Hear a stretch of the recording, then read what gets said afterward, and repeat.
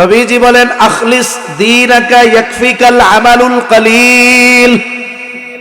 নবীজি বলেন তোমার ঈমান খাঁটি করো, অল্প আমল নাজাতের জন্য যথেষ্ট হয়ে যাবে। বলেন নবী কি আমল বেশির কথা বলছে না কমের কথা বলছে? বলে ঈমান ঠিক, অল্প আমল নাজাতের জন্য যথেষ্ট হয়ে যাবে। আবার আল্লাহ তাআলা কোরআনুল কারীমের মধ্যে বলেন আল্লাযী খালাকাল মাউতা ওয়াল হায়াতা লিয়াবলুয়াকুম আইয়ুকুম আহসানু আমালা। আল্লাহ তাআলা বলেন তিনি আল্লাহ, বলে কে? আল্লাযী খালাকাল মাউতা ওয়াল হায়া, যিনি মৃত্যু এবং জীবন সৃষ্টি করেছেন। আমরা জিজ্ঞাসা করলাম আল্লাহ কেন আপনি মৃত্যু এবং জীবন সৃষ্টি করলেন? আল্লাহ তাআলা বলেন লিয়াবলুয়াকুম, তোমাদের পরীক্ষা করার জন্য। আবার জিজ্ঞাসা করলাম আল্লাহ কি পরীক্ষা করবেন? আল্লাহ তাআলা বলেন আইয়ুকুম আহসানু আমালা। আল্লাহ তাআলা বলেন পরীক্ষা হলো তোমাদের মধ্যে কার আমল কত সুন্দর। বলেন আল্লাহ বেশি আমলের কথা বলছে না সুন্দর আমলের কথা বলছে? জোরে বলেন। সুন্দর। কোন আমল সুন্দর? বলে ঈমান খাঁটি রাইখা যেই আমল করে ওইটা অল্প হইলেও সুন্দর। সুবহানাল্লাহ। তাহলে প্রথম শর্ত ঈমান, এটা ত্রুটি মুক্ত হতে হবে। এরপরে আল্লাহ বলেন ওয়া আমিলুস সলিহাত। কোরআনুল কারীমে অনেক জায়গায় আল্লাহ বলছেন ইন্নাল্লাযীনা আমানু ওয়া আমিলুস সলিহাতি কানাত লাহুম জান্নাতুল ফিরদাউসি নুজুলা। আল্লাহ তাআলা বলেন নিশ্চয়ই যারা ঈমান আনে আর আমলে সালেহ করে তাদের জন্য রয়েছে জান্নাতুল ফিরদাউসের মেহমানদারি। ইন্নাল্লাযীনা আমানু ওয়া আমিলুস সলিহাতি লাহুম আজরুন আযীম। আর যারা ঈমান আনে আমলে সালেহ করে বলে তাদের জন্য রয়েছে মহা প্রতিদান। আল্লাহ রাব্বুল আলামিন ঈমানের সাথে সাথে সৎ কর্মের কথা উল্লেখ করেছেন। বলে ঈমান আছে, নেক আমল করো, তাহলে দুই ধরনের পুরস্কার পেয়ে যাবা হে দুনিয়ার নারী পুরুষ। শুনে নাও, আল্লাহ তাআলা আমলে সালেহের কথা বলেছেন।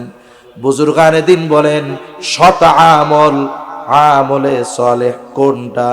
বলে ওই আমল হলো আমলে সালেহ যেই আমলটা আল্লাহর দরবারে কবুল হওয়ার যোগ্যতা রাখে। ইয়া আইয়ুহান নাসু ইত্তাকু রাব্বাকুমুল্লাযী খালাকাকুম মিন নাফসিন ওয়াহিদা وخلق منها زوجها وبث منهما رجالا كثيرا ونساء। আল্লাহ রাব্বুল আলামিন বলেন ইয়া আইয়ুহান নাস, হে মানব সম্প্রদায়, ইত্তাকু রাব্বাকুম, হে মানব সম্প্রদায় তোমরা তোমাদের রবকে ভয় করো। বলে কে আমাদের রব?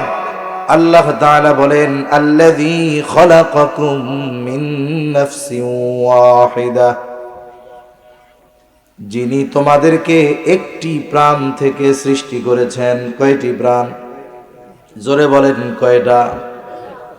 তাহলে সন্তান হওয়ার জন্য মাতা পিতা দুইটা প্রাণের দরকার হয়, কিন্তু আল্লাহ তাআলা বললেন একটি প্রাণ থেকে আমি তোমাদের সৃষ্টি করেছি। আর আমি পুরুষ হই আর অন্যরা নারী।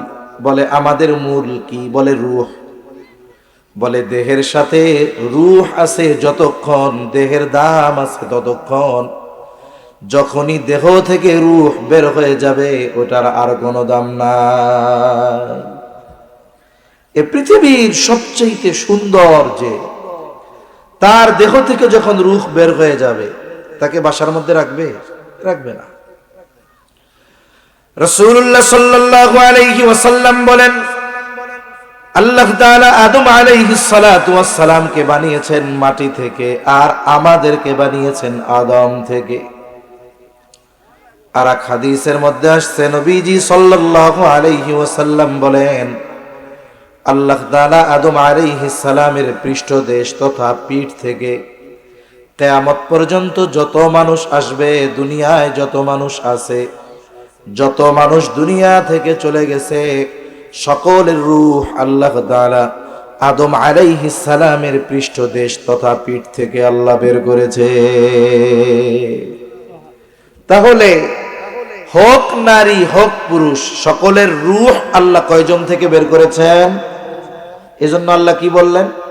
যে ওই রবকে ভয় করো, যেই রব তোমাদেরকে একটি প্রাণ থেকে সৃষ্টি করেছেন।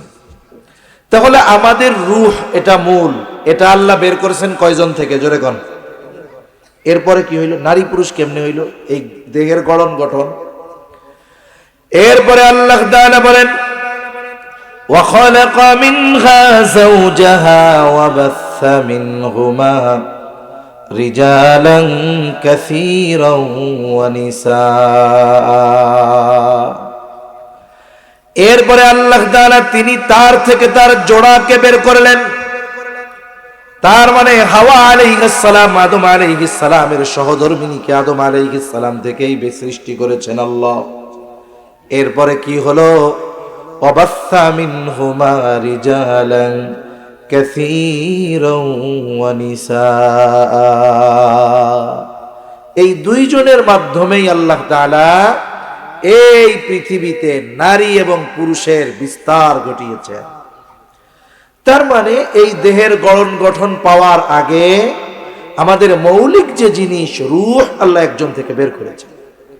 ওই যে বলছি যে মৌলিক দিক যদি হিসাব করি তাইলে নারী আর পুরুষের পার্থক্য নাই, সবার রূহ এক। আল্লাহ কি বলেন রূহের ব্যাপারে? হোক সেটা নারীর দেহে হোক সেটা মানুষের দেহে, আল্লাহ তাআলা বলেন রূহ কি? বলে রূহু মিন আমরি রব্বি।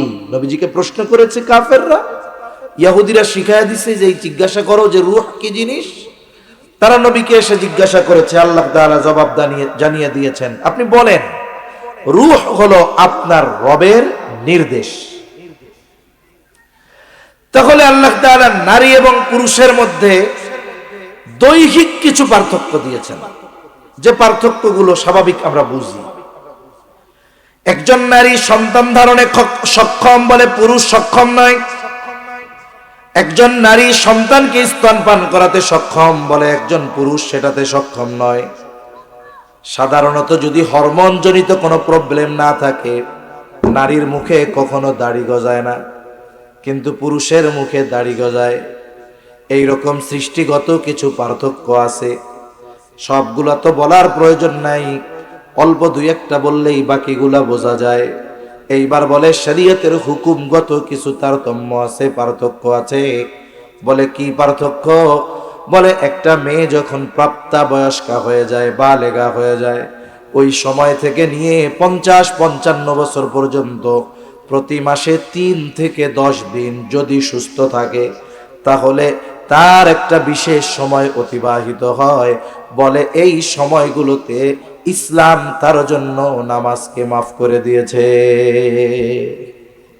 তার মানে নারী কিছু সময় অসুস্থতা জনিত কারণে আল্লাহ তাআলা তার জন্য নামাজের ব্যাপারে ছাড় দিয়েছেন, কিন্তু পুরুষের ব্যাপারে ছাড় আছে? যেটা বলেন ছাড় আছে? পাগল, অচেতন, ম্যাড হইলে এটা তো ভিন্ন কথা। স্বাভাবিকভাবে অসুস্থতা জনিত কারণে কোনো পুরুষের জন্য নামাজ মওকুফ করে দেওয়া হয় নাই, নামাজ বাদ দিয়ে দেওয়া হয় নাই, কাজা হইলেও পড়তে হবে। এরপরে আরেকটা পার্থক্য শরীয়তের মধ্যে যদিও দৃশ্যমান হয়, কিন্তু আসলে ইসলাম বিদ্বেষীরা এই বিষয়টাকে সামনে এনে ইসলামের উপরে আঘাত করতে চায়। বলে ইসলাম সম্পদ বন্টনের ক্ষেত্রে নারীদেরকে ঠকায়া দিয়েছে। নাউজুবিল্লাহ। বলেন তো সম্পদ বন্টনের যেই অংশ, এটা দুনিয়ার কেউ নির্ধারণ করেছে নাকি আল্লাহ? বলেন তো আল্লাহ তাআলা এমন কিছু কি করবেন যেখানে বেইনসাফি হবে? আসল বিষয় হলো ইসলাম সম্পর্কে এদের সঠিক জ্ঞান না থাকার কারণে তারা এই কথা বলে। যেই মানুষগুলো বলে ইসলাম নারীদেরকে ঠকিয়েছে, নারীদের অধিকার প্রতিষ্ঠা করে নাই, আমি তাদের বলবো যে আপনারা ইসলাম পূর্ববর্তীকালীন নারীদের অবস্থা কেমন ছিল এটা জানেন। আপনারা তো এখন বলেন যে ইসলাম নারীদেরকে পুরুষের চাইতে অর্ধেক সম্পদ দিয়ে নারীদেরকে ঠকিয়েছে, কিন্তু ইসলাম পূর্বকালীন সময় উত্তরাধিকার প্রাপ্ত সূত্রে সম্পদ পাওয়া তো বহুদূর, কোন নারী যদি জন্ম নিত তার বেঁচে থাকার অধিকার ছিল না। ঠিক কিনা বলেন? কোরআনুল কারীমের মধ্যে আল্লাহ তাআলা জানিয়ে দেন, যখন জাহেলিয়াতের সময় যখন কারো কন্যা সন্তান হতো, যখন তাকে কন্যা সংবাদের সংবাদ দেওয়া হতো, আল্লাহ তাআলা বলেন, ওয়া ইযা বুশশিরা আহাদুহুম বিল উনসা যাল্লা ওয়াজহুহু মুসওয়াদ্দান ওয়া হুয়া কাযীম। মেয়ে হয়েছে এই খবর শুনলে তাদের চেহারার দিকে আর তাকানো যেত না। এই মানুষগুলো তখন মনে করতো যে হায় রে, কন্যা সন্তানের বাপ, এই পরিচয় নিয়ে রাস্তায় হাঁটা যাবে না। যতক্ষণ না ওই কন্যা সন্তানকে জীবন্ত দাফন না করতে পারতো, ওই পিতার অন্তরে শান্তি আসতো না। বাইতুল্লাহর পশ্চিম পাশে একটা খোলা জায়গা আছে, দেয়াল দিয়ে ঘেরা। বলা হয় এই জায়গাটাতে জীবন্ত কন্যা সন্তানদেরকে ওই জাহেলিয়াতের সময় পুঁতে ফেলা হতো। তাহলে বলুন, ইসলাম পূর্বকালীন সময় নারীর কি বেঁচে থাকার অধিকার ছিল? ছিল না। ইসলাম আসলো, নবীজি নারীদের অধিকার প্রতিষ্ঠা করলেন। সর্বপ্রথম কি দরকার? বলে বেঁচে থাকার অধিকার দরকার। ঠিক কিনা? এই মানুষগুলাও ইসলাম গ্রহণ করলো। যেই মানুষগুলো এক সময় কন্যা সন্তানকে জীবন্ত পুঁতে ফেলত, এরা যখন ইসলাম গ্রহণ করলো, নবীজি জানিয়ে দিলেন, কারো যদি কন্যা সন্তান হয় এটা সৌভাগ্যের প্রতীক। সাথে সাথে নবীজি বললেন, যার দুইটা কন্যা সন্তান হবে আর এই দুই কন্যা সন্তানের যথাযথভাবে তারা যখন সব ব্যবস্থাপনা গ্রহণ করবে। কারেন্ট এত লোডশেডিং করে, হ্যাঁ? একটু জিকির করি আমরা, লা ইলাহা। এই 3-4টা মাহফিল হইতেছে, এই জন্য মনে হয় শয়তানি শুরু করছে, শয়তান পাইছে।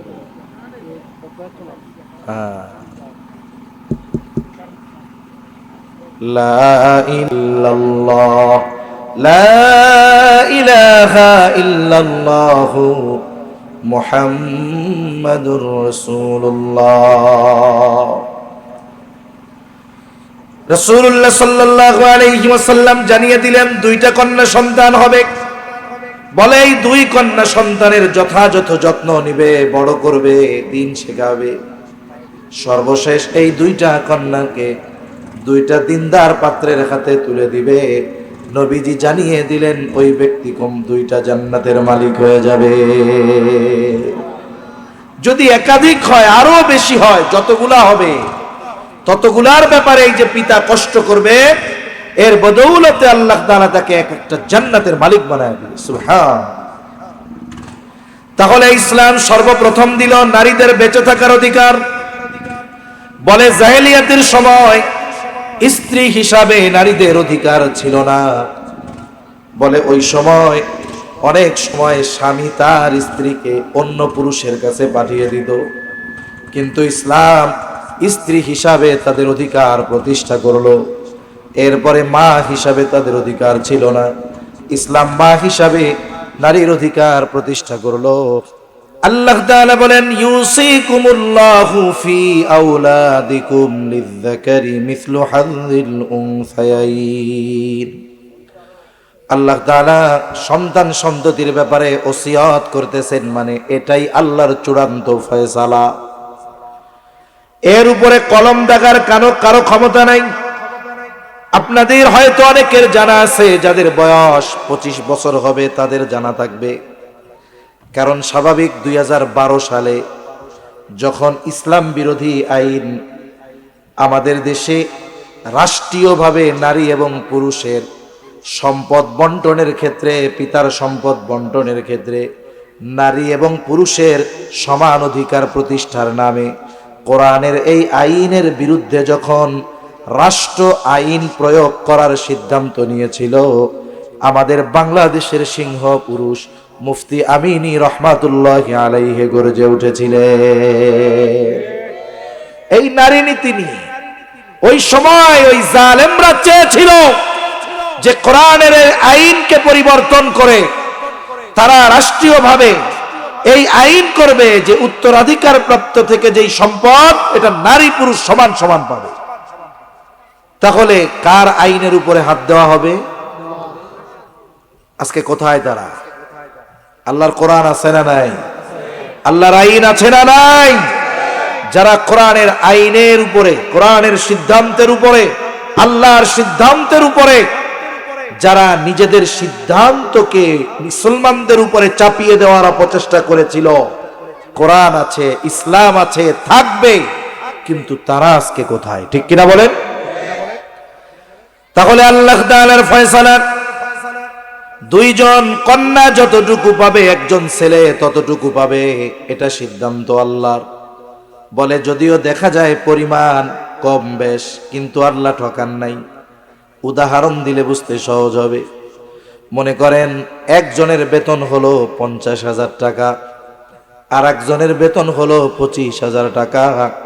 বুঝে থাকলে জোরে কন, 50 বেশি না 25 বেশি? এখন যে 50,000 টাকা বেতন পায়, বলে মাস শেষে তার পরিবারের সদস্য বেশি হওয়ার কারণে 50,000 শেষ। মাঝে মধ্যে আরো 2-4-5 হাজার মানুষের থেকে কর্জ করা লাগে। আর যে 25,000 বেতন পায় তার খরচ কম, দেখা যায় 10-12 হাজার, সর্বোচ্চ 15,000, প্রতি মাসে কমপক্ষে 10,000 টাকা তার বেঁচে যায়। বলেন তো বছর শেষে লাভবান কে, 50,000 ওয়ালা না 25,000 ওয়ালা? তার মানে বোঝা গেল কে কতটুক পেয়েছে সেটা নয়, বরং কার কতটুক বেঁচে আছে এটা হলো মূল হিসাব। বলেন তো গোটা হায়াতে একটা নারীর উপরে আল্লাহ তাআলা কোন খরচ ফরজ করেছেন? না। একটা মেয়ে যখন জন্মগ্রহণ করে সে প্রথমে অবস্থান করে তার বাবার ঘরে। বলে বিবাহের আগ পর্যন্ত সে বাবার ঘরে থাকবে, সব খরচ বহন করার দায়িত্ব পিতার। বলে একটা মেয়ে যদি যতদিন বিবাহ না হবে, বয়স 18 হোক, 20 হোক, 25 হোক, 30 হোক, 35 হোক, যতদিন পর্যন্ত ওই কন্যার বিবাহ না হবে ততদিন পর্যন্ত ওই কন্যা সন্তানের খরচ বহন করতে পিতা বাধ্য। কিন্তু যদি ছেলে হয়, মেয়ের ক্ষেত্রে তো বিবাহ না হওয়া পর্যন্ত বহন করতে হবে খরচ। এখন ছেলের জন্য কতদিন পিতা খরচ বহন করতে বাধ্য? একটা হলো বাধ্য, আর একটা হলো ইচ্ছা। বলে একটা ছেলে যতদিন বালেগ না হবে ততদিন তার খরচ বহন করতে পিতা বাধ্য। প্রথম কথা হলো বালেগ কত বছরে হয়? সরকারি হিসাব লেখা 18 বছর, ওইটা বাদ দেন। শরীয়ত কি বলে? নবীজি জানিয়ে দেন আহাদ্দুল বুলুগ, বালেগ হওয়ার সর্বশেষ সময় সীমা হলো 15 বছর। কত বছর? ইংরেজি হিসাবে না, আবার আরবি হিসাবে। আরবি হিসাবে প্রতি বছর ইংরেজি বছরের চাইতে 10-11 দিন কম হয়, ঠিক না? এখন যদি ইংরেজি হিসাব করেন, বলে 14 বছর 7 মাস। কয় বছর? 7 মাস। ইংরেজি হিসাবে যেই ছেলেটার বয়স 14 বছর 7 মাস, অলরেডি সে বালেগ হয়ে গেছে। বলে এর আগেও হতে পারে, 12 বছরেও বালেগ হতে পারে, 13 বছরেও হতে পারে, 14 বছরেও হতে পারে, তবে ইংরেজি হিসাবে সর্বশেষ সময়সীমা 14 বছর 7 মাস। বলে এই 14 বছর 7 মাসের পরে অথবা বালেগ হওয়ার পরে পিতা যদি বলে ছেলেরে আমি তোমার খরচ আর বহন করতে পারবো না, তোমার খরচ তুমি এখন ইনকাম করে আমারে খাওয়াও, বহন করো, বলেন তো পিতার এই কথা বলার অধিকার আছে না নাই? তাহলে পিতা ছেলের খরচ বহন করতে বাধ্য কতদিন? বলে ছেলে নাবালক থাকবে যতদিন। বালেগ হওয়ার পরে পিতা ছেলের খরচ বহন করতে বাধ্য না।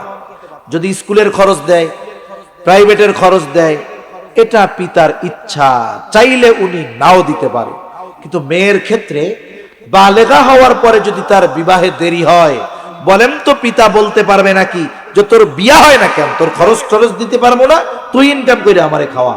বলার অধিকার আছে? নাই। এরপরে যখন মেয়েটার বিবাহ শাদী ঠিক হবে, বিবাহ ঠিক হবে, বলে ছেলে যত সুন্দর হোক, স্মার্ট হোক, উচ্চ শিক্ষিত হোক, ছেলেরও মেয়েকে পছন্দ, মেয়ে পক্ষেরও ছেলেকে পছন্দ। এখন যদি ছেলেটা এসে মেয়ে পক্ষের কাছে বলে, আপনারাও তো আমারে খুব পছন্দ করেন, আপনাদের মেয়েও আমার পছন্দ, তবে একটা শর্তে বিয়ে করতে রাজি। কি শর্ত? বলে বিবাহের পরে আপনাদের মেয়ের যত খরচ, সব খরচ আপনারা বহন করবেন। বিবাহের পরে আমার বাড়িতে থাকা, খাওয়া, চিকিৎসা, বস্ত্র, বাসস্থান, এইগুলার খরচ সব মেয়ের পিতাকে যদি দিতে বলা হয়, বলেন তো ওই ছেলে যদি পৃথিবীর সবচাইতে সুদর্শন হয়, এই রকম কোন ছেলের সাথে কোন পিতা মেয়ে বিয়া দিবে নাকি? লাঠি দিয়া পিটাইয়া কবে তোরে বিয়া করতে কইছে কেডা? ঠিক কি না বলে? তাহলে একটা ছেলে একটা মেয়েকে বিবাহ করার পূর্বে যখন বিয়া পড়ায়, এসব কথা কইয়া দেয়, সব মৌলিক খরচ বহন করার ব্যাপারে প্রতিশ্রুতিবদ্ধ হয়ে এরপরে সে বিবাহ করে। ঠিক কিনা বলেন? তার মানে মেয়ে যখন স্বামীর বাড়িতে গেল, তার সব খরচ চালানোর দায়িত্ব হলো স্বামীর। ঠিক কিনা বলেন? এবার মেয়ের স্বামীর বাড়িতে চলতেছে, অসুবিধা নাই। তবে অনেকের ক্ষেত্রে জীবনে অনাকাঙ্ক্ষিত অনেক ঘটনা ঘটে। দেখা যায় বিবাহ হলো, কিছুদিন পরে স্বামী মারা গেল, আবার হয়তো তাকে বাবার বাড়িতে ফিরে আসতে হতে পারে। বলে পুনরায় যতদিন ওই মেয়ের বিবাহ না হবে, আবার ততদিন তার খরচ বহন করতে পিতা বাধ্য। অথবা এমনটা হতে পারে যে স্বামীর সাথে বিবাহ বিচ্ছেদ হয়ে গেছে, তালাক হয়ে গেছে। মনে রাখবেন, আমাদের সমাজের কিছু খারাপ দিক আছে। বলে একটা মেয়ের যদি স্বামীর ঘর না করতে পারে, মানুষ একতরফা ভাবে তালাকের কারণে মেয়েকে দোষারোপ করে। এটা ঠিক না। অনেক সময় দেখা যায় এই বিবাহ বিচ্ছেদের কারণ মেয়েটা নয়। আমাদের দেশের মানুষ নিজে যত দিনদার হোক, বিয়া দেওয়ার সময় পোলা যদি দিনদার হয় কিন্তু মাল না থাকে, টাকা না থাকে, এর সাথে বিয়া দেয় না। দিনদার বাবাও বিয়া দেওয়ার সময় আগে দেখে মালদার, টাকা পয়সা আছে কিনা। যদি লন্ডনে সিটিজেনশিপ হয় তাহলে তো কথাই নেই, চোখ বুঝা। কথা কি ভুল বললাম না? এখন মনে করেন মেয়েটা দিনদার মেয়ে, মাদ্রাসায় পড়ালেখা করছে, জীবনে কোনোদিন পরপুরুষের সামনে যায় নাই।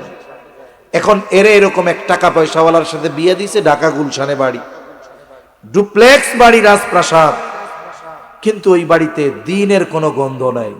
মেয়েটা গিয়া দেখে যে এই স্বামী পরনারীতে আসক্ত, মাদকাসক্ত, স্বামীর বাড়িতে প্রতিদিন মদের আসর বসে, বাহিরের থেকে শত শত লোক এসে আড্ডা দেয়, আর এদের সামনে জোর করে স্বামী তাকে নিয়ে যেতে চায়।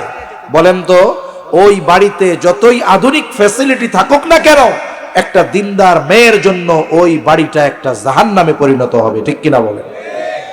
সংসার করতে পারে নাই, বিবাহ বিচ্ছেদ হয়ে গেছে। এখন আমাদের সমাজের মানুষ এই বিবাহ বিচ্ছেদের কারণে মেয়েটাকে দোষারোপ করে।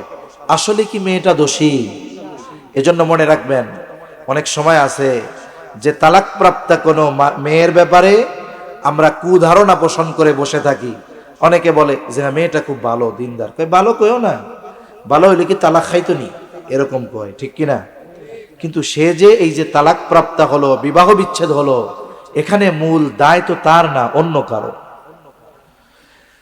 আল্লাহ না করুক যদি কখনো এমনটা হয়, বিবাহ বিচ্ছেদ হয়, পুনরায় বাবার বাড়িতে আসলো, বলে আবার বিবাহ না হওয়া পর্যন্ত সকল খরচ চালাতে পিতা বাধ্য।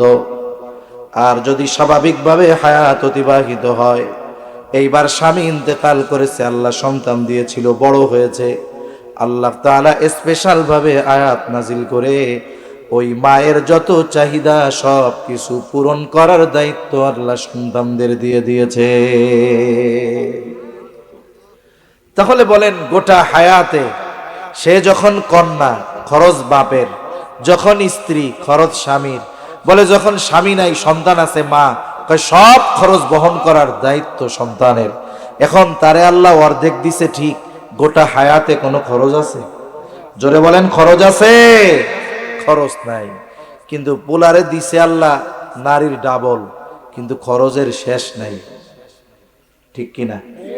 তাহলে বলেন তো, আমি শুরুতে বলছি যে কে কতটুকু পাইলো এটা মূল কথা না, কার খরচ কেমন আর কেমন টিকলো এটাই হলো মূল কথা।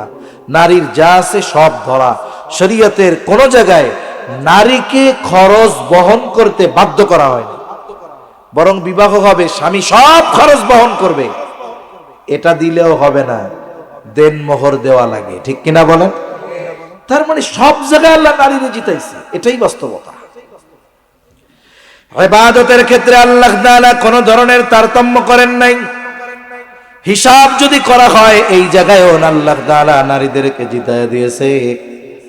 একটা পুরুষ সুযোগ হলে মসজিদে গিয়ে নামাজ পড়তে পারে, নফল পড়তে পারে, তাহাজ্জুদ পড়তে পারে, কিন্তু একটা নারী ইচ্ছা করলেই পারে না। তাকে সন্তান লালন পালন করতে হয়, স্বামীর খাবার রান্না করতে হয়, কাপড় চোপড় ধুইতে হয়, অনেক সময় শ্বশুর শাশুড়ির খেদমত করতে হয়, অনেক সময় স্বামীর আত্মীয় স্বজন আসলে তাদের আপ্যায়ন করতে হয়। এই শত ব্যস্ততার মধ্যে একটা নারীর জন্য তাহাজ্জুদ পড়া কঠিন, নফল পড়া কঠিন। বুজুর্গানে দিন বলেন, এই যে সন্তান লালন পালন করে, স্বামীর খেদমত করে, স্বামীর পিতামাতার খেদমত করে, এগুলো যদি সে আল্লাহর সন্তুষ্টির জন্য করে, বলে এই কর্মগুলো তার আমলনামায় কবুল ইবাদত বলে গণ্য হয়ে যায়। এখন বেটা নফল নামাজ পড়ছে মসজিদে গিয়া, কবুল হইতেও পারে নাও পারে, কিন্তু মহিলা ঘরে বৈশা রান্না করবে যে আল্লাহ আমার স্বামীর সন্তুষ্টির জন্য আমি তারে রান্না করে খাওয়াইতেছি, আমি আমার স্বামীর সন্তুষ্টির জন্যই আমার শ্বশুর শাশুড়ির খেদমত করতেছি, বলে এগুলো তার আমল নামায় কবুল ইবাদত বলে যোগ হবে। তাহলে এই জায়গাও তো নারী লাভবান, ঠিক কিনা বলেন? আসেন এবার মূল আয়াতের দিকে যাই। আল্লাহ রাব্বুল আলামিন বলেন, মান আমিলা সালিহাম মিন যাকারিন আও উনসা ওয়া হুয়া মুমিন। আল্লাহ তাআলা বলেন, মান আমিলা সালিহাম মিন যাকারিন আও উনসা, যে আমলে সালেহ করে, সৎ কর্ম করে, হোক নারী অথবা পুরুষ, ওয়া হুয়া মুমিন, আর সে মুমিন। সোজা তরজমা হলো, মুমিন নারী অথবা পুরুষ যখন নেক আমল করে, আল্লাহ রাব্বুল আলামিন এই নেক আমলের দুই ধরনের পুরস্কার দেওয়ার ঘোষণা দিয়েছে। কয় ধরনের পুরস্কার? জোরে বলেন, কয় ধরনের? দুই ধরনের। আল্লাহ তাআলার যত আদেশ নিষেধ আছে, আমরা অনেক সময় মনে করি আল্লাহর হুকুম আহকাম মানলে খালি মনে হয় আখেরাতে লাভ। না না, আল্লাহর হুকুম আহকাম মানলে দুনিয়ায়ও লাভ আছে। তবে আল্লাহ তাআলা কোন মানুষের ভালো কাজের পরিপূর্ণ প্রতিদান দুনিয়ায় আল্লাহ তাআলা দেন না, দেওয়া সম্ভব নয়। ইমানদারের ভালো কাজের পূর্ণ প্রতিদান আল্লাহ আখেরাতে দিবে। আবার যখন কেউ পাপ করে, হোক মুমিন বা কাফের, বলে এর মন্দ কাজের প্রতিদান আল্লাহ পরিপূর্ণ দুনিয়াতে দেন না, দেওয়া সম্ভব নয়। কেন? আল্লাহ সুবহানাহু ওয়া তাআলা কোরআনুল কারীমের মধ্যে বলেন, وَإِنَّمَا تُوَفَّوْنَ أُجُورَكُمْ يَوْمَ الْقِيَامَةِ। আল্লাহ তাআলা বলেন, মানুষকে তার কর্মের পূর্ণ প্রতিদান কিয়ামতের দিন দেওয়া হবে। মূল কথা হলো, মানুষকে দুনিয়ার কর্মের পূর্ণ প্রতিদান কিয়ামতের দিন আল্লাহ তাআলা দিবেন। আর মনে রাখতে হবে, যেই ব্যক্তি বেঈমান, সে ভালো কাজের প্রতিদান যতটুকু দুনিয়ায় পাবে, আখেরাতে তার কোনো প্রতিদান নাই। আর ইমানদার যখন নেক আমল করে, আল্লাহ তাআলা দুনিয়ায় তার নেক আমলের কিছু প্রতিদান দেন, পরিপূর্ণ প্রতিদান আল্লাহ তাআলা আখেরাতে প্রদান করবে। এজন্য আল্লাহ তাআলা দুনিয়ায়ও কিছু দেন, আখেরাতেও পরিপূর্ণ দিবেন। শর্ত কি? আল্লাহ তাআলা বলেন, ঈমান অবস্থায় নেক আমল। এক নম্বর শর্ত আল্লাহ তাআলা দিয়েছেন নেক আমল। কারণ কারো যদি ঈমান না থাকে, তার ভালো কর্মের দ্বারা সে আখিরাতে কোনো প্রতিদান পাবে না। এই যে দুনিয়াতে অনেক দেশে কাফেররা অনেক ভালো কাজ করে, ইসলাম বিদ্বেষিতায় লিপ্ত থাকার সাথে সাথে এরা অনেক জায়গায় ভালো কাজ করে। বাস্তবে এরা যে এই ভালো কাজ করে, এদের এই ভালো কাজের প্রতিদান আল্লাহ যা দেওয়ার দুনিয়ায় দিয়ে দেন, আখেরাতে দিবেন না। কেন? বলে আখেরাতে ভালো কাজের প্রতিদানের খাতা যদি খুলতে হয়, ইমানদার হওয়া লাগবে। ইমানদার বিহীন আখেরাতে ভালো কাজের প্রতিদান আর কেউ পাবে না। এই জন্য আল্লাহ তাআলা এক নাম্বার শর্ত দিয়েছেন ঈমান ঈমান ঈমান। আর শুরুতেই আমি বলেছি আল্লাহ প্রদত্ত সবচাইতে দামি নেয়ামত হলো ঈমান। এই ঈমানটা হতে হবে শিরিক মুক্ত। শুধুমাত্র আল্লাহর অস্তিত্বে বিশ্বাস করলেই মুমিন হওয়া যায় না। আল্লাহ বানাইছেন, আল্লাহ বৃষ্টি দেন, এটা বিশ্বাস করলেই মুমিন হওয়া যাবে না, নাজাত পাওয়া যাবে না। কারণ যদি আল্লাহকে স্রষ্টা মানার পর, আসমান জমিনের স্রষ্টা আল্লাহ বিশ্বাস করবার পর নাজাত যদি পাওয়ার ব্যবস্থা থাকতো, তাইলে আবু জেহেলও নাজাত পাওয়া যাইত। মক্কার মুশরিকরা আল্লাহকে বিশ্বাস করত। আমার কথা না, আল্লাহর কথা। কার কথা?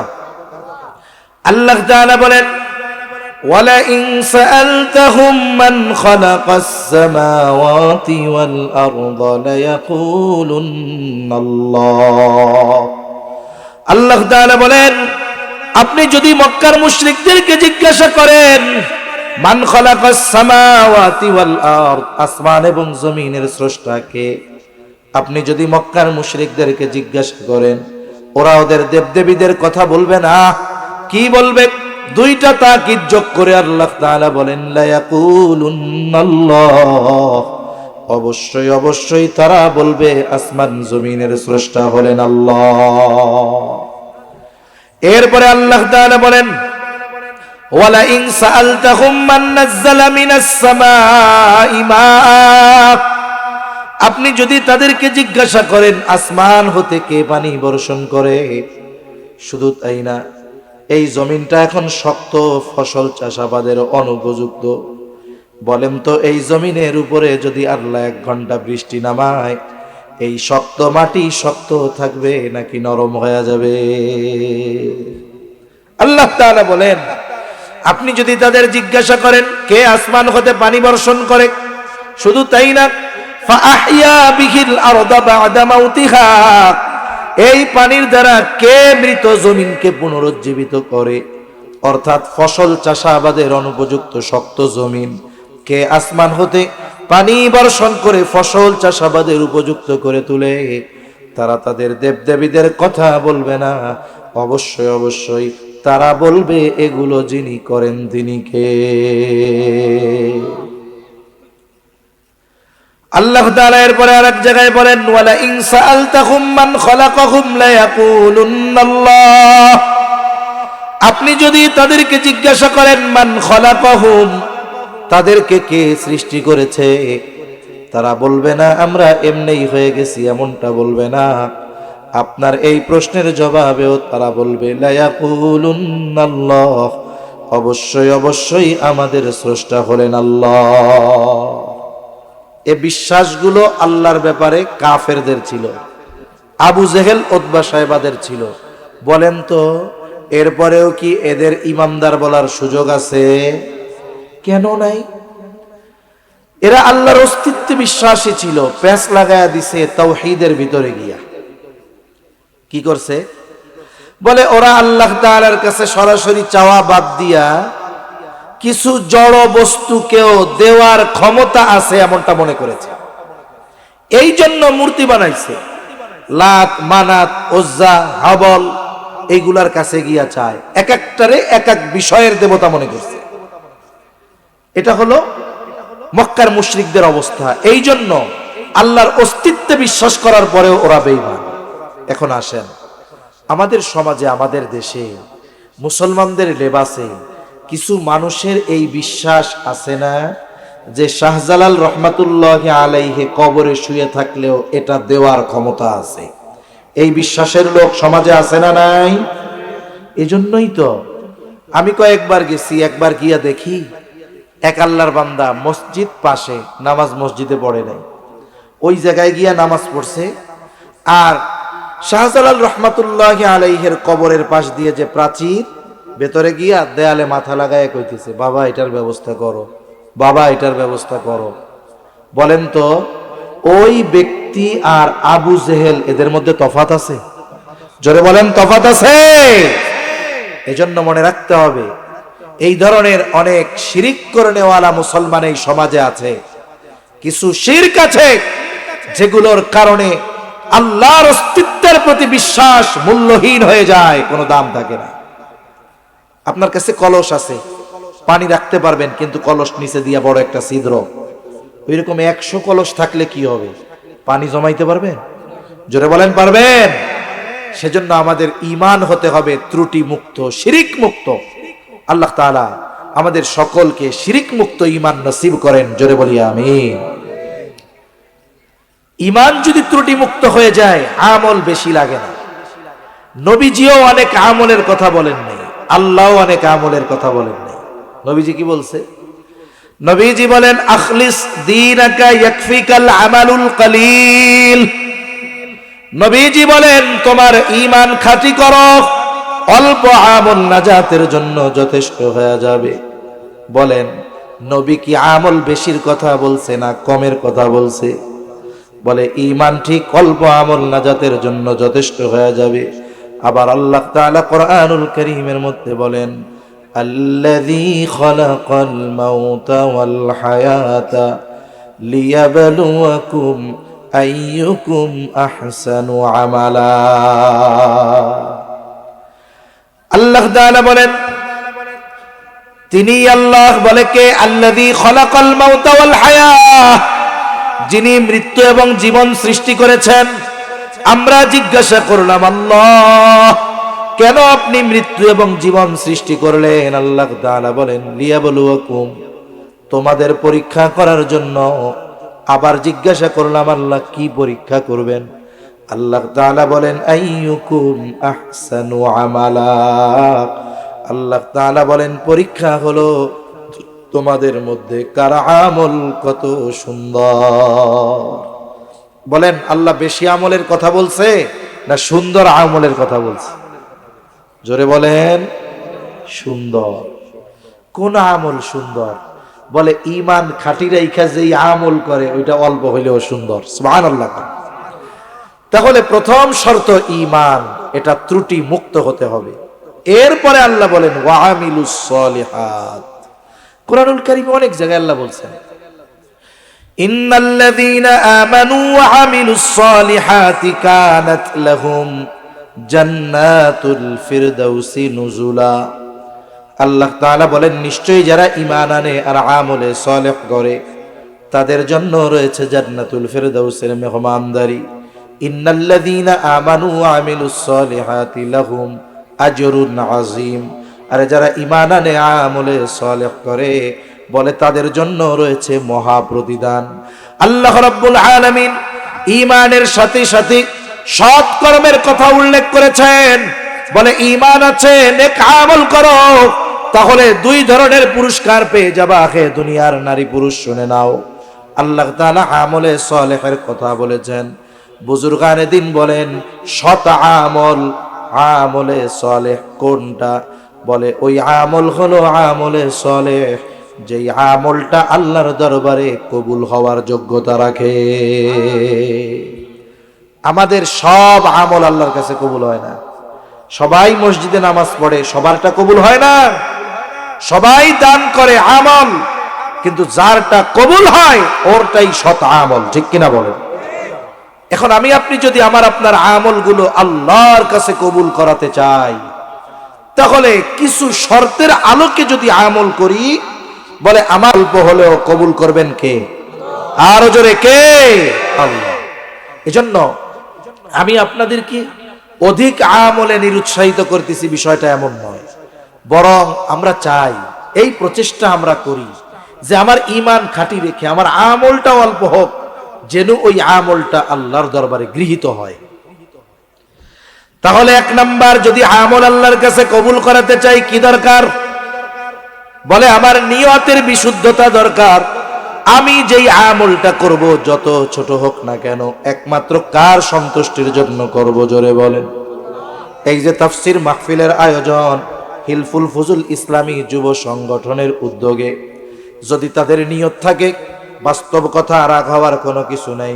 যদি তারা নিয়ত করে আমাদের মাহফিলটা বড় হতে হবে, আমাদের মাহফিলটা লোকে লোকারণ্য হতে হবে, ওয়াইজদের জম্পেশ ওয়াজ উঠতে হবে, বয়ান উঠতে হবে, বলে দীর্ঘ রাত পর্যন্ত মাহফিল চালাতে হবে, এই নিয়ত যদি থাকে, তাহলে কোনো লাভ নাই।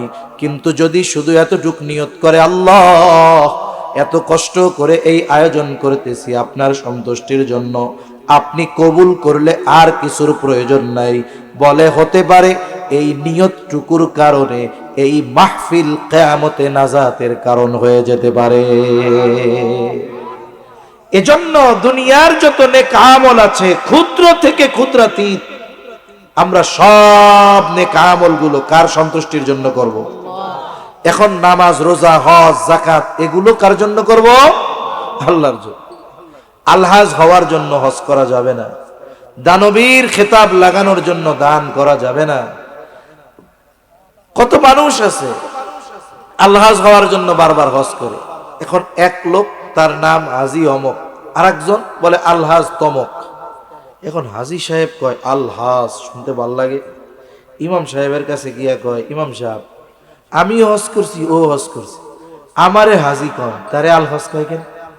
এখন ইমাম সাহেবেরও বুদ্ধি আকল একটু কম। এখন ও নিজে চিন্তা ভাবনা করে কয়, শুনেন উনি 3 বার হজ করছে তো এই জন্য উনি আলহাজ, আপনি একবার করছেন এই জন্য হাজি। এখন চিন্তা করতেছে, হ্যাঁ আমার কি ওর চেয়ে টাকা পয়সা কম আছে নাকি? ও 3 বার কইরা আলহাজ হয়েছে, আমি 6 বার কইরা ডাবল আলহাজ হয়ে যাব। এখন এই লোক যদি আলহাজ হওয়ার জন্য, হাজি থেকে আলহাজ হওয়ার জন্য প্রতি বছর হজ করে, বলেন তো ওই হজ তার গুনাহ মাফের কারণ হবে? বরং ইবাদত যদি আল্লাহ তাআলার সন্তুষ্টিবিহীন অন্য কারো জন্য করা হয়, ওই ইবাদত হয় জাল ইবাদত। কি ইবাদত হয় জোরে বলেন? জাল ইবাদত। মনে করেন এক লোক ব্যাংকে গেছে, আপনাদের সুনামগঞ্জের সোনালী ব্যাংকে। লোকটা করছে কি, 1 বান্ডিল টাকা নিয়ে গেছে 1 লক্ষ টাকার, এর ফাঁকে ফাঁকে 50টা জাল নোট ঘুরা দিছে। এখন মেশিনে টাকা গনে ব্যাংকে, শুধু টাকা গনে তা নয়, ওই মেশিনে জাল টাকাও ধরা যায়। টাকা গোনার সাথে সাথে যদি জাল টাকা আসে, মেশিন কেমন করে, টট টট সিগন্যাল মারে, মানে কয় মিয়া কাম কিন্তু খালাস, জাল নোট ধরা পড়ছে। এখন অনাকাঙ্ক্ষিত 1 লাখ টাকার বান্ডিলে 1টা 2টা হইতে পারে, কিন্তু 30, 40, 50টা যদি হয়, তখন বোঝা যাবে কি যে নিশ্চয়ই এই লোকটা জাল টাকার কারবারি করে। কোনো মতে নিজের অ্যাকাউন্টে যদি 1 লাখ উঠায় ফেলতে পারে, কাগজে উঠা গেল, কম্পিউটারে উঠা গেল, এখন জাল টাকা ও ব্যাংকওয়ালা যা করবে করবে, আমার তো অ্যাকাউন্টে জমা হয়ে গেছে। এখন ওই লোক তো চালাক, ক্যাশিয়ার, নিচে দিয়ে আর একজন রে কয় পুলিশরে ফোন লাগা, আর এদিক দিয়ে টাকা গুনতেছে। বলেন তো প্রথম অবস্থায় এই যে জাল টাকা তার কাছে দেওয়া হলো, এই জাল টাকাগুলো কি গ্রাহককে আর ফেরত দেওয়া হবে? এগুলো ছিঁড়ে ফেলবে, পোড়ায় ফেলবে, যে পাঞ্চ মেশিন দিয়ে শেষ করে ফেলবে ওইটারে। 2 নাম্বার, ওই পাশ দিয়া পুলিশ আইসা হাজির, হাতে লকআপ লাগায় থানায় নিয়ে পিডানি শুরু করব। তার মানে জাল টাকা যার কাছে আছে, 1 নাম্বার তার টাকা বাতিল, 2 নাম্বার ওই টাকা বহন করার কারণে তার জন্য শাস্তি। বলে ইবাদত জাল হয়, বলে কোন ইবাদত? বলে যেই ইবাদত আল্লাহর জন্য হয় না। আমি আপনি দুনিয়ায় যত ইবাদত করব, সব ইবাদত আমল আল্লাহর সামনে হাজির করা হবে। যেই আমলগুলো আল্লাহর জন্য করা হয়েছে, ওইগুলো ব্যতীত যত আমল, আল্লাহ তাআলা ওই আমলগুলোকে ধূলিসাৎ করে দিবে, ধ্বংস করে দিবে। আল্লাহ তাআলা বলেন, ওয়াকাদিমনা ইলা মা আমিলু মিন আমালিন ফাজআলনাহু হাবাআম মানসুরা।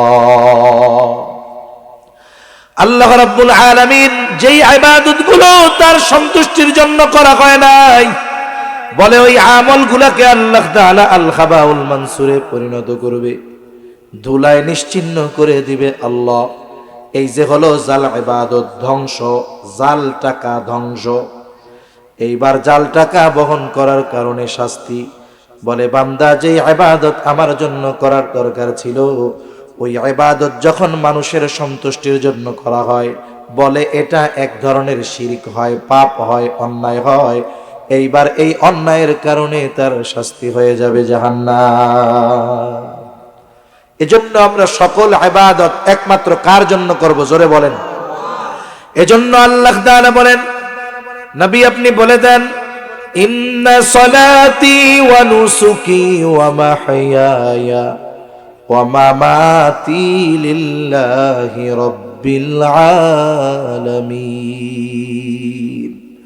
আপনি বলেন নিশ্চয়ই আমার নামাজ, আমার কুরবান, আমার জীবন, আমার মরণ সব রব্বুল আলামিনের জন্য। যেই রবের জন্য জীবন, যেই রবের জন্য মরণ, আমার আপনার দুনিয়ার সব ইবাদত একমাত্র ওই রবের জন্যই করব। দুই নাম্বার বলে, যেই ইবাদত করবে সেই ইবাদতটা নিজের মন মতো করলে হবে না, ইবাদত করতে হবে রাসূলুল্লাহ সাল্লাল্লাহু আলাইহি ওয়াসাল্লামের তরিকায়। মাঝে মধ্যে মোবাইলের মধ্যে এক গ্রুপের নামাজ দেখি। আমাদের দেশে একটা ভণ্ড গ্রুপ আছে, নাম বড় সুন্দর, কিন্তু কাম হলো কাফেরদের মতো। বলে নাম দিছে হিজবুত তাওহীদ, আছে না? তাওহীদের দল, একত্ববাদের দল।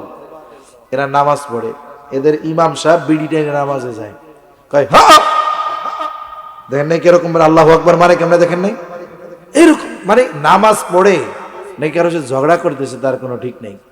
বলেন তো এই পদ্ধতি কি নবীজি ওদের শিখাইছে? এই পদ্ধতি ওরা নিজেরা বানাইছে।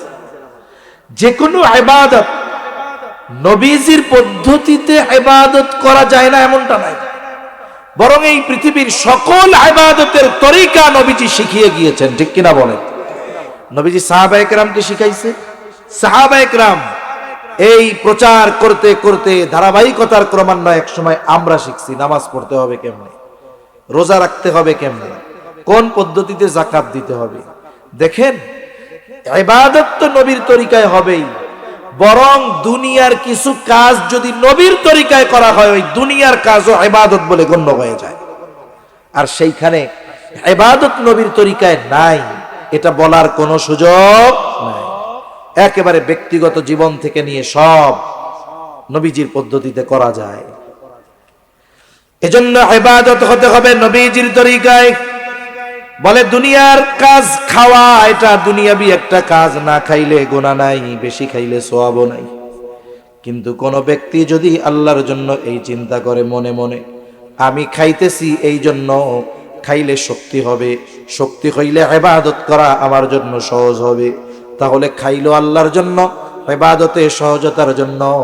এরপরে খাওয়া শুরু করেছে, বিসমিল্লাহ বইলা খাওয়া শুরু করেছে, দোয়া পড়েছে, খাবার দোষ ত্রুটি ধরে নাই, খাওয়ার শেষে দোয়া পড়েছে, আলহামদুলিল্লাহ বলছে, দস্তরখান বিছায়া নবীর তরিকায় সুন্নাত তরিকায় খাইছে। বলে এই খাওয়াটাও শুধুমাত্র নিয়তের কারণে আর নবীজির পদ্ধতিতে খানা খাওয়ার কারণে ইবাদত হয়ে যায়। আর সেইখানে ইবাদত নবীর তরিকায় নাই, এটা কি হইতে পারে? এজন্য যে কোনো ইবাদত এটা করতে হবে নবীর তরিকায়, সুন্নাত পদ্ধতিতে হতে হবে। 3 নাম্বার বলে, যেই আমল করবে সেই আমলের মাসলা মাসাইল গুলো জানতে হবে। এইখানেই আসে ইলমের ব্যাপার। নবীর হাদিস, নবীজি বলেন, তলাবুল ইলমি ফারিদাতুন আলা কুল্লি মুসলিম। দ্বীন ইলম শিক্ষা করা প্রত্যেক মুসলমান নরনারীর উপরে ফরজ। কতটুকু ফরজ? কেউ কেউ বলে নিজে দ্বীনের উপরে চলতে, আল্লাহর হুকুম আহকাম মেনে চলতে যতটুকু ইলমে দ্বীন দরকার শেখা ফরজ। কেউ কেউ বলে না, নিজে দ্বীনের উপরে চলতে, অধীনস্থদেরকে চালাতে যতটুকু ইলমে দ্বীন দরকার শেখা ফরজ। বলে কেন? কারণ আল্লাহ তাআলা কোরআনুল কারীমের মধ্যে বলেন, ইয়া আইয়ুহাল্লাযীনা আমানু কু আনফুসাকুম ওয়া আহলিকুম নারা। আল্লাহ তাআলা বলেন, হে ঈমানদারেরা, নিজে জাহান্নামের আগুন থেকে বাঁচাও, অধীনস্থদেরকে জাহান্নামের আগুন থেকে বাঁচাও। ইমানদার ইমাম তো আনছে, এখন আল্লাহর হুকুম আহকাম মানার মাধ্যমে অনন্তকালের জাহান্নাম থেকে নিজেকে বাঁচাবে, সাথে সাথে অধীনস্থদেরকে দ্বীনের উপরে পরিচালিত করার মাধ্যমে জাহান্নাম থেকে বাঁচানোর চেষ্টা করবে। বলেন, নিজে দ্বীন মানতে যদি ইলমের দরকার হয়, অধীনস্থদেরকে দ্বীন মানাতে ইলমে দ্বীন দরকার আছে না নাই? এজন্য আল্লাহ রাসূল সাল্লাল্লাহু আলাইহি ওয়াসাল্লাম জানিয়ে দিয়েছেন, দ্বীনি ইলম শিক্ষা করা ফরজ। বলে এটার দুইটা স্তর, একটা তো ফরজে আইন আর একটা ফরজে কিফায়া। যেটা ফরজে আইন, যেই পরিমাণ শেখা ফরজে আইন, এটা সকল নরনারীর জন্য শেখা ফরজে আইন। মনে করেন আপনি নামাজ পড়বেন, ইমানের পরে সবচাইতে গুরুত্বপূর্ণ ইবাদত নামাজ, ঠিক কিনা বলেন? এখন নামাজ ফরজ প্রাপ্তবয়স্ক হইলে, এখন এই ফরজ কাজটা করতে যত মাসলা মাসাইল লাগে, বলে এটা শেখাও ফরজ। কথা কি বুঝাইতে পারতেছি? নামাজ কি? জোরে বলেন কি? নামাজ পড়তে মাসলা মাসাইল জানা লাগবে না? যত মাসলা মাসাইল আছে বলে সব শেখাও ফরজ, নাইলে ক্ষতি কি? যেমন নামাজের বাহিরে ভেতরে কয় ফরজ? 13 ফরজ। কয় ফরজ? জোরে বলেন কয় ফরজ? 13 ফরজ। বলেন তো এই 13 ফরজের থেকে একটা ফরজ যদি ছুটে যায়, নামাজ থাকবে না বাতিল? এখন যেই নামাজি নামাজের বাহিরে ভেতরের 13 ফরজ জানে না যে এইটা ফরজ, তাইলে যদি ওইটা ছুইটা যায়, ও কি টের পাবে যে ফরজ ছুটছে? উনি টের পাক আর না পাক, ওনার নামাজ কি থাকবে? থাকবে না। নামাজের ওয়াজিব 14টা, বলে ওয়াজিব ছুটে গেলে সাহু সিজদা দিতে হবে, নাইলে নামাজ হবে না। বলে সাহু সিজদা কে দিবে? বলে নামাজের ওয়াজিব 14টা যার জানা আছে সে দিবে। কিন্তু যে আল্লাহর বান্দা নামাজের 14টা ওয়াজিবের ব্যাপারে খবর নাই, বলে ওয়াজিব ছুইটা যাবে, টেরও পাবে না, নামাজও হবে না। নামাজ ভঙ্গের কারণ 19টা, বলে 19 কারণ পাওয়া লাগবে না, একটা পাইলেই নামাজ শেষ। এখন যদি তার নামাজ ভঙ্গের 19 কারণ না জানা থাকে, দেখা গেল নামাজের মধ্যে নামাজ ভঙ্গের কারণ পাওয়া গেছে, সে জানে না। সে জানুক আর না জানুক, তার নামাজ কিন্তু থাকবে না। বলে অজু ভাঙ্গার কারণ 7টা, বলে এই 7টি থেকে একটি কারণ পাওয়া গেলে অজু থাকবে না। নামাজের মধ্যে যদি একটা পাওয়া যায়, অজু নাই। নামাজের বাহিরেও যদি অজু ভাঙ্গার কারণ 7টা থেকে একটা পাওয়া যায়, অজু থাকবে না। এখন দেখা গেল নামাজের মধ্যে অজু ভাঙ্গার কারণ পাওয়া গেছে, কিন্তু আল্লাহর বান্দা অজু ভাঙ্গার কারণ জানে না। সে না জানে না জানুক, অজু ভেঙে যখন যাবে তার নামাজও থাকবে না। গোসলের ফরজ 3টা, বলে যদি গোসল ঠিক মতো না হয়, ফরজ গোসল, বলে যদি শরীরের একটা লোমও যদি শুকনা থাকে, পবিত্রতা অর্জন হবে না। পবিত্রতা অর্জন হলো না গোসলের পবিত্রতা, বলে তাইলে অজু করলেও তো পবিত্রতা হবে না, নামাজও হবে না, ইবাদত গুলাও কবুল হবে না। এই জন্য তাহারাত তথা পবিত্রতা সম্পৃক্ত, ইবাদত সম্পৃক্ত মাসলা মাসাইল সহ দৈনন্দিন জীবনের প্রয়োজনীয় মাসলাগুলো জানার দরকার আছে না নাই? কিন্তু আফসোস অনেক জানে না। কত মুসল্লি আছে 30 বছর ধরে দোয়ায় কুনুত পারে না, চেষ্টাও করে না, কুলু আল্লাহ দিয়া চালায় দেয়। এ কাজ করলে কাজ হবে? এজন্য আমাদের জানতে হবে। কোথার থেকে জানবেন? উলামায়ে কেরামের সাথে পরামর্শ করেন। এই যে সংগঠন, এই সংগঠনের সদস্যরা আছে না, আপনারা যাই বলেন যে তোমরা এক কাম করো, তোমরা তো মাহফিল দাও আলহামদুলিল্লাহ, উলামায়ে কেরাম আমাদেরকে দ্বীনের আলোচনা শোনান, আমলের ব্যাপারে আগ্রহী করেন, তাহলে তোমাদের তত্ত্বাবধানে আমাদেরকে একটু পরামর্শ দাও, কেমনে আমরা ফরজ পরিমাণ ইলম অর্জন করতে পারি। মসজিদের ইমাম সাহেবের সাথে পরামর্শ করেন। আপনি যদি ইমাম সাহেবরে যায় বলেন, ইমাম সাহেব হুজুর কোরআন শরীফটা তো শুদ্ধভাবে পড়তে পারি না, নামাজের মাসলা মাসাইল গুলা জানি না, আমরাও কর্মব্যস্ত মানুষ, সময় থাকে না, আপনি এশার নামাজের পর আমাদেরকে একটু আধা ঘন্টা সময় দেন, আমাদেরকে একটু এগুলা শিখাইয়া দেন। কোন ইমাম আছে এই কথা বলবে যে পারবো না? এরকম কোন ইমাম বলবে?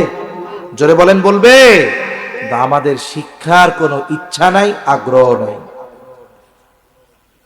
এই জন্য ইবাদত কবুলের 3য় শর্ত বলে, যেই ইবাদত গুলো করবে সেই ইবাদতের মাসলা মাসাইল গুলো জানতে হবে, নাইলে দেখা যাবে ইবাদত ভঙ্গের কারণ পাওয়া যাবে, কিন্তু সে জানবে না, ইবাদত তার কবুল হবে না। এরপরে 4 নম্বর শর্ত বলে তার খাবারটা হালাল হওয়া লাগবে। আমি 7-8 মিনিটের মধ্যে শেষ করে দিব, হ্যাঁ, 10টায় শেষ করবো। সর্বশেষ গুরুত্বপূর্ণ যেই শর্তটার কথা বলবো সেটা হলো খাবার হালাল হতে হবে। মনে রাখবেন, অনেকে খাবার হালালের ব্যাপারে চিন্তিত, কিন্তু উপার্জন হালাল না হারাম এটার ব্যাপারে বাছ বিচার করে না। আছে না নাই? মনে রাখতে হবে, হালাল উপার্জন করা, হালাল খাবারের নিয়তে হালাল উপার্জন করা, বলে এটাও ইবাদত। নবীজি সাল্লাল্লাহু আলাইহি ওয়াসাল্লাম বলেন, কাসবুল হালালি ফরিদাতুম বাদাল ফরিদা। কাসবে হালাল, হালাল উপার্জন করা বলে ফরজ ইবাদতের পরে অন্যতম ফরজ ইবাদত। কারণ আল্লাহ তাআলা জানায় দেন, যদি কারো খাবার হারাম হয় তার ইবাদত কবুল হবে না। আর খাবার তো উপার্জন যদি হালাল না হয়, আসলে মৌলিকভাবে খাবারটাও হালাল হবে না। বলেন তো, আপনি শুনছেন জমজমের পানি পানের অনেক ফজিলত, ফজিলত আছে না নাই? জমজমের পানির আরেক নাম হলো শেফা। বলে এইটা ওষুধ হিসাবে খাইলে কাজ হয়। বলে জমজমের পানি এটা এমন এক পানি, এটা খাইলে শুধু তৃষ্ণা নিবারণ হয় তা না, বলে ক্ষুধাও দূর হয়। এত ফজিলত শুই না আপনার কাছে তো জমজমের পানি নাই। আপনার পাশের এলাকার একজন উমরা থেকে আসছে, ফজিলতের কথা শুই না আপনি চুরি কইরা জমজমের পানি আইনা পান করছেন,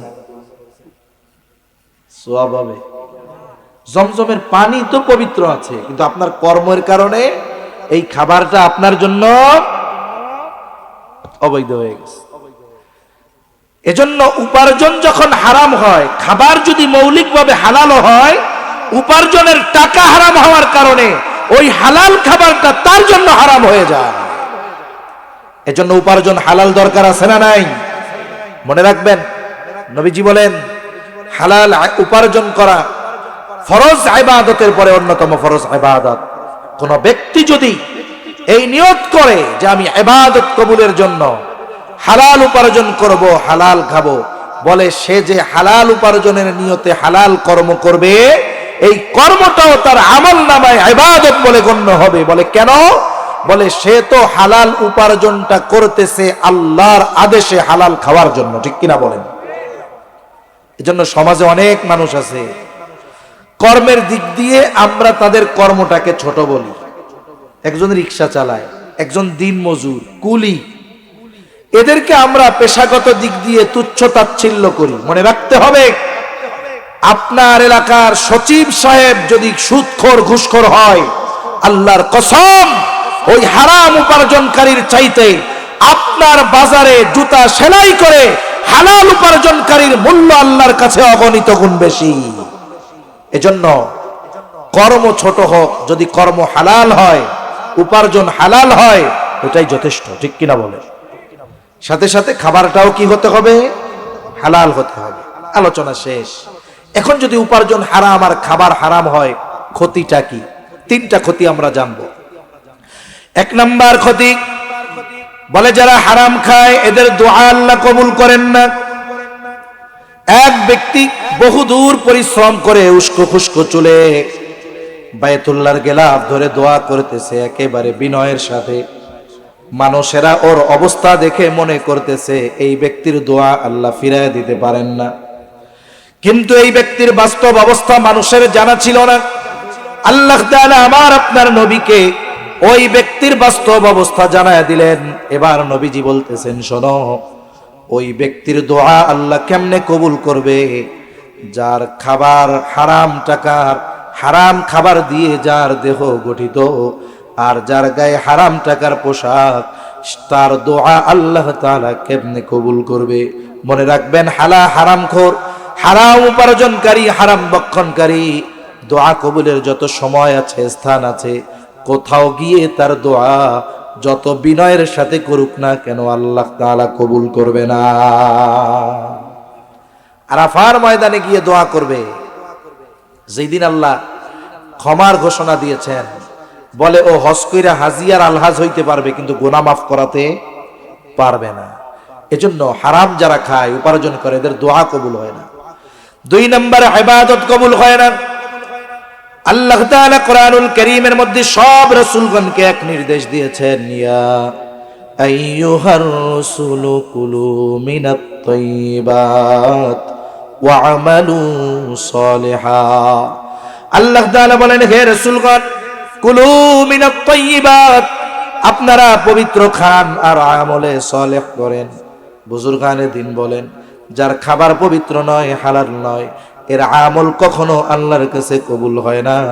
বলে 3 নাম্বার ক্ষতি, নবীজি বলেন লা ইয়াদখুলুল জান্নাতা জাসাদুন গুদিয়া বিল হারাম, হারাম বক্ষণকারীর শরীর জান্নাতে প্রবেশ করবে না। তাহলে হারাম উপার্জন করে, হারাম খেয়ে যদি আমার ইবাদত কবুল না হয়, দোয়া কবুল না হয়, আমাকে যদি জাহান্নামের লাকড়ি হতে হয়, ওই রকম হারাম থেকে বেঁচে থাকার দরকার আছে না নাই? সেজন্য সম্মানিত উপস্থিতি, ঈমান ঠিক রেখে এই শর্তগুলোর আলোকে যদি আমল করতে পারি, আমল কম হলেও কবুল করবেন কে? এখন এই ধরনের আমল যদি নারী আর পুরুষ করে, কয় ধরনের পুরস্কার?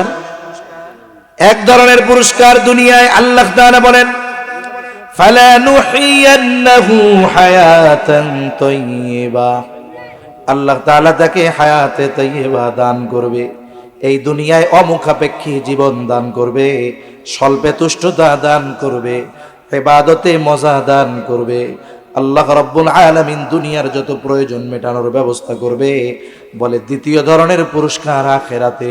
কি পুরস্কার? আল্লাহ তাআলা বলেন ওয়ালা নাজজিয়ান্নাহুম আজরাহুম বিআহসানি মা কানু ইয়ামালুন। আসলে আমরা দুনিয়ায় যে আমল করি, যতই ইখলাসের সাথে করা হোক না কেন, আমাদের আমলের বিনিময়ে জান্নাত পাওয়া কঠিন।